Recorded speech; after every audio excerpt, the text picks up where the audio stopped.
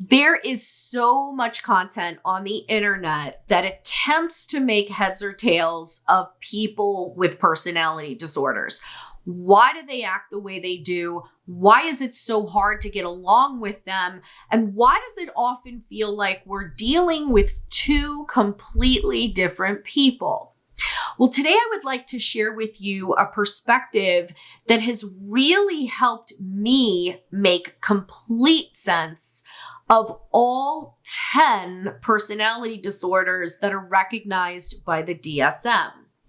And in a nutshell, the problem that people with personality disorders have is that they have a different intrapsychic structure than somebody without a personality disorder. What the heck is an intrapsychic structure? The intrapsychic structure refers to the internal organization of the mind, including thoughts, feelings, and the underlying dynamic patterns that shape an individual's experiences and behaviors. So a healthy person or somebody who does not have a personality disorder, their intrapsychic structure is one that has something called whole object relations. Whole object relations refers to the ability of a person to look at the self, the other person, the interactions that they have with the other person, and the emotions that result from those interactions. And they can look at those things as whole units, but they can also look at those things as a whole unit in and of itself. The relationship is a whole. So if we were to diagram what this looks like, we might see a whole self on one side and the whole object on the other side. Now, in object relations theory, the object generally refers to the other person in the relationship. 99 times out of 100, it's going to refer to somebody else, another human being. But it can refer to a non-human entity, such as one's culture, community, or religion. It could refer to an organization or even a corporation. Basically, whatever it is that we're in relationship with, that is the object. So we have the whole self, the whole object, the good and the bad together, all in one integrated unit. Now, when it comes to people with personality disorders, individuals with personality disorders do not have whole object relations. So their intrapsychic structure could be diagrammed more like this, where we have part of the object and part of the self versus another part of the object and another part of the self. And so the disordered person sees part of the object relating to a corresponding part of the self. And these two things remain split into two distinct, discrete units. This essentially means that the disordered individual always sees themselves and others in terms of roles. Now, to illustrate this, I'm going to give you an example, and this is probably the most well-known example. On one side, you have the good object part and the good self part versus the bad object part and the bad self part. So to illustrate what this could look like, I'm going to use these two markers to represent the two units in this example. This marker will represent the good unit. This marker will represent the bad unit. The caps at the top of the markers, this is going to represent the object, and the bottoms of the marker, this will represent the self, the person with the personality disorder. Now remember, in real life, these are all integrated, but in the person with the personality disorder, they are split.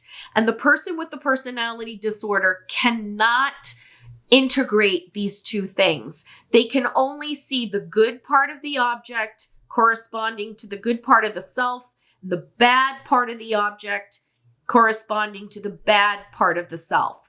So let's start with the good unit. Why? Because this is the reason people get into relationships to begin with, because it feels good. The relationship is going to fulfill a need that we have. So the person might start off in the good unit and they see the object as being only good. Now, the object is a combination of good and bad, but when that person is in the good unit, they only see part of the object. They only see the good part. And so they relate to the whole object only as if it were good, entirely good, because all they're seeing is a part. Now, this good object it's a role, and a role is a collection of behaviors. So if we are in good object role, we're expected to only perform good behaviors. So the object says and does things that trickle down to the person with the disorder, and the person with the disorder feels good about themselves. This is the good unit. Now, as we know, in any relationship, things are not always good. And so the object, the true complete object, which consists of good and bad qualities, the true object might say something that is viewed as bad or negative by the person with the personality disorder. And the person with the personality disorder can't understand that this is all one complete unit. The person with the personality disorder experiences the bad phrase or the bad act that the object says or does, and it trickles down to that part of the person with the personality disorder. Remember, it's a part, because the person with the personality disorder is also an integrated whole, but they can't see that. So when this trickles down, all they see is I'm bad or I feel bad. And now they're in the bad unit. Now the person's goal in this example is I got to get back here. I got to get back to the good unit. And this is where some of the erratic behavior might ensue, because that person is going to do whatever they can to get back into good unit. Now, depending on the disorder, depending on how this is structured, one way we can get ourselves back to the good unit is to get rid of this person and start over with somebody new. Oh, look, you're a brand new person and you're perfect and wonderful and good. And as long as we stay this way, I'm feeling good. Of course, it's not going to stay that way. It's going to end up here at some point. But let's just take a moment to look at this. I mean, if you're somebody with a personality disorder, these are your options. You have no choice but to look at the person in Unit A or Unit B, and that's it. And sometimes a person with a personality disorder can feel stuck. Their normal ways of coping or getting back to this unit aren't working. And so when you're stuck with two options, what's a person with a personality disorder to do? Well, in times when a person feels very stuck or even threatened, one thing that can happen is that the intrapsychic structure can expand these options. And how does it do that? By inverting the poles. And so now the person with the personality disorder is in the role of the object. It starts off by saying and doing things that it hopes will trickle down to the object. And if the object feels bad, hopefully the object will start behaving in ways that will help that personality disordered individual feel good about himself or herself and the object and the relationship as a whole. Of course, we're not dealing with the whole relationship. We're just dealing with a part. And this is why it can be so confusing to to interact with somebody with a PD. This is why their behavior seems so confusing. This is why they can seem like they're two different people. And this is why it's so hard to get along with them, because somebody who has whole object relations, they're like, well, it's not bad. It's just, you win some and you lose some, or we have good times and we have not so good times, but the relationship as a whole, it's good, right? The person with the PD can't see that. All they see is it's bad. And they're going to feel bad, or they're going to invert that pull and make you feel bad until this gets right again in their understanding. Now, as I said before, this applies to all 10 personality disorders.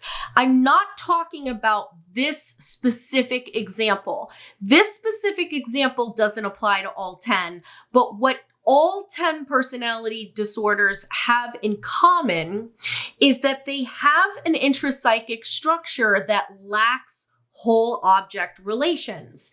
So you might say, well, if there are 10 PDs in the DSM, then it would make sense that there are 10 different pairs of these markers going on out there, right? Each one of these PDs has a slightly different intrapsychic structure.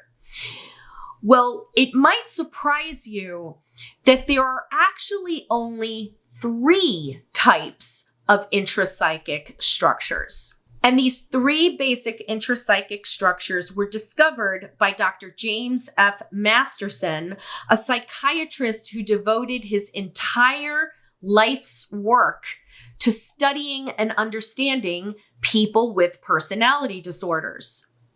And so Dr. Masterson discovered that the 3 different types of intrapsychic structure are the borderline type, the narcissistic type, and the schizoid type. In the Masterson approach, these conditions are called disorders of the self rather than personality disorders because the classification is based on intrapsychic structure rather than DSM criteria. And this isn't new.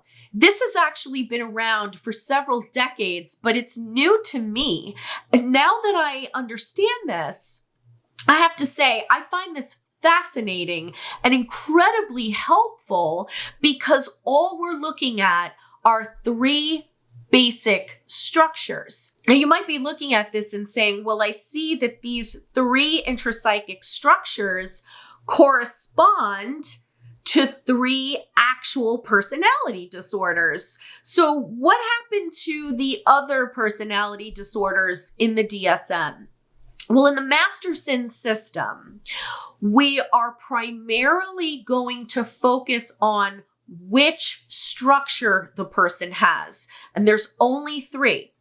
So let's say we identify that person as having a borderline structure. That doesn't mean they automatically have borderline personality disorder. They might have a different personality disorder, and we would have to use the DSM-5 criteria to kind of tease that out and drill it down more so we can isolate the exact diagnosis. But the answer to that question is that all the other personality disorders are subsumed by these 3 categories in the Masterson classification system. So if you're wondering, well, great, what do they look like? What does a borderline structure look like? What does a narcissistic structure look like, or a schizoid structure? That is going to be the subject of the next video. And I'm not going to leave you hanging. We are going to continue this discussion in many more videos moving forward. I'm Jen Guerriero, and this is Poisonous People. Thanks for watching.